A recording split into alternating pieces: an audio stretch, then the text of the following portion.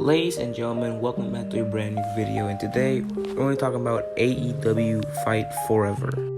This video will include all the new information that AEW has been putting out on social media and for what we've seen from YouTubers as well. We'll talk about the DLC, the matches, the gameplay, the DLC, and so much more. You do not want to miss this video. If you like this video, hit the like button, subscribe if you're new, and let's get on with this video. To start us off, let's talk about the DLC. Now, the first DLC that they've announced is the pre-order DLC, which is about Matt Hardy and Broken Matt Hardy.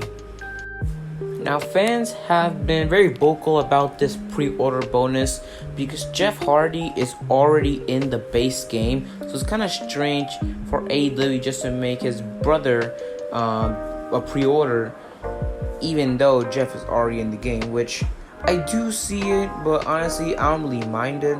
I feel like it's a cool pre-order bonus, and I'm surprised they haven't updated Matt Hardy, given how this game has been in development for 3 years now, 4 years. Yeah, it's insane, but I don't really mind it, to be honest with you.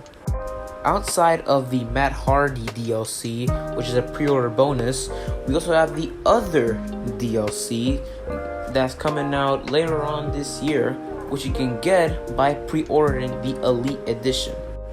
Let's talk about the first DLC pack that will be releasing on June 29th of 2023, which is the FTR Revival Pack, which includes a team of FTR, which is Cash Wheeler and Dax Harwood, and it will feature 2 different mini games, which are Death Race X and Join Us. It's weird to have FTR as DLC, even though they've been in AEW for 3 years now, ever since 2020. Especially how they've been former AEW Tag Team Champions, but there are gonna be other outdated champions, so this doesn't really bother me as much, but I wish they would have been in the base game. On to the second DLC, which is the Limitless Bunny Bundle, which features the Limitless Keith Lee and the Bunny, which features 2 mini games as well as the FTR pack, which those are MJF's Card Trash and Sloth Sling.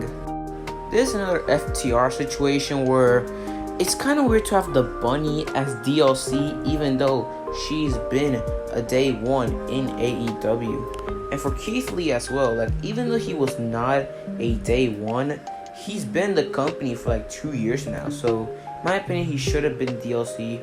Both of them should have been DLC, but it is what it is. And to finish off the Season 1 pack of AEW Fight Forever's DLC, we have the Hookhausen Very Handsome, Very Evil pack, which only features 2 superstars, which are Hook and Danhausen. So there's no mini games in this one. It's the same thing with the Bunny, Keith Lee, and FTR. Hookhausen, aka Hook and Danhausen, have been AEW for 2 years now. It's kind of weird to just have them as DLC instead of just having them in the base game. Like I said, it is what it is.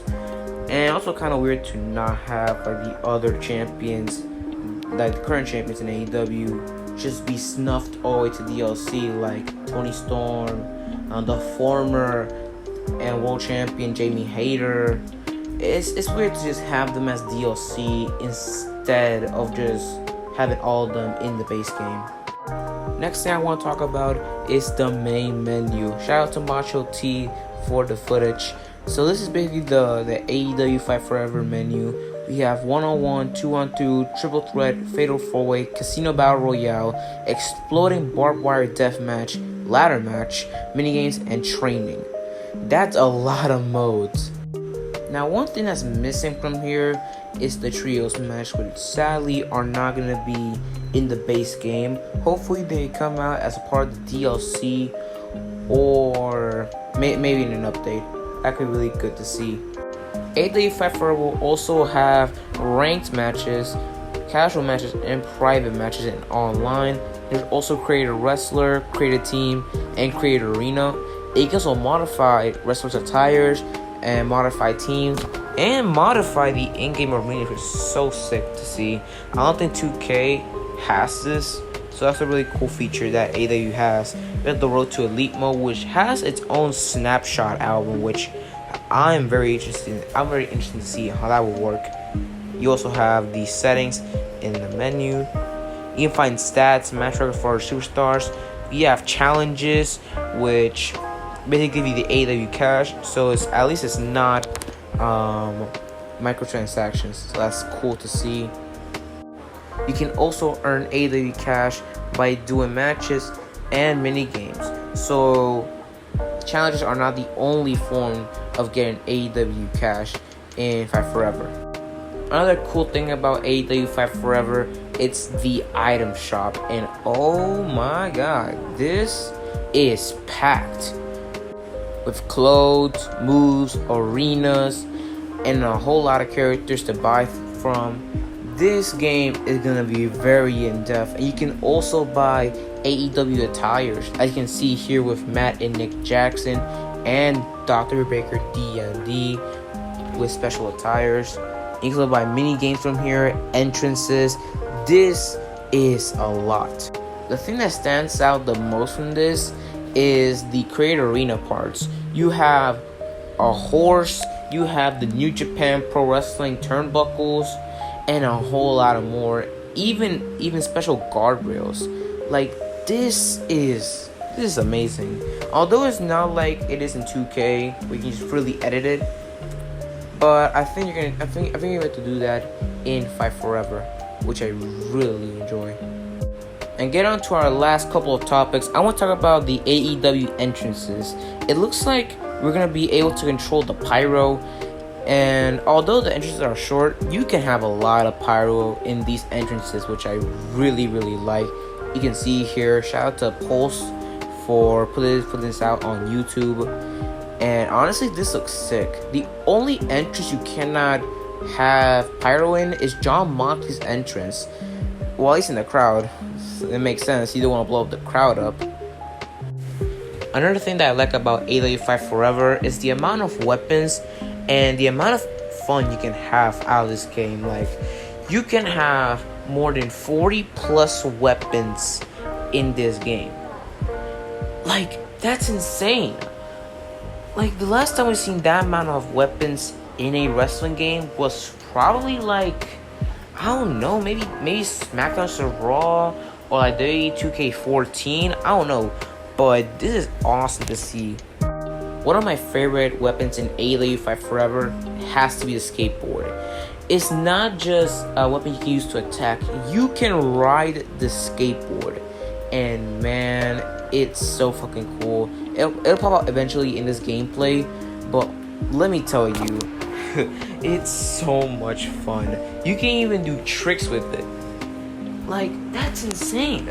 Also, there was a Jeff Hardy review earlier today, and it showed that you can break the stage. This game is fucking insane. As you can see with Darby Allin, this is for New Legacy Inc. And look at this. They're using the skateboard to ride it. Like, what games do you see using this? Like, this is so fucking sick. Another cool feature about AEW Fight Forever is the amount of signatures and finishes you can have on a character. Usually in the WWE 2K games, you can only have about 2 signatures and finishers on your character, but in AEW Fight Forever, they expand on that with 5 signatures and 5 finishers. So if you have a hard time picking what finisher or signature you want, why not have all of them? I like this, in my opinion. This is so fucking cool. And last but not least, let's talk about AEW's career mode, Road to Elite. This is sick. Unlike the WWE2K, My Rise, or My Careers, you can actually pick the in-game wrestlers and your own created wrestler, which I really like. It's more like a season mode than a career mode, but it is what it is. I really love this. You can see Owen Hart. This attire of Owen Hart is one of his New Japan attires, which looks cool as hell. Now, this story basically goes like you're in the gym training, and Tony Khan calls you up to be a part of the Double or Nothing Casino Battle Royale. Now, Dan Cox could not show it on the Casino Battle Royale match, not yet. And after you set the call from Tony Khan, you're a part of the Las Vegas press conference for Double or Nothing, hosted by Matt Jackson. And this is sick, I really love, career modes like this that let you pick your own wrestler and, do your own story, basically. Which is so sick. And one of the cool things about this is that you can actually track your own superstar stats, which I really like. It reminds me a lot of the SmackDown vs. Raw and, the original SmackDown series, some season modes. And that's a good thing, because those are really, really good season modes. And yeah, that's pretty much it for this video. Thank you guys for watching. Hope you enjoyed. I'm going to start uploading more content during the summer and upload more before I go on vacation next week. So yeah, I'll see you guys next time. Peace out.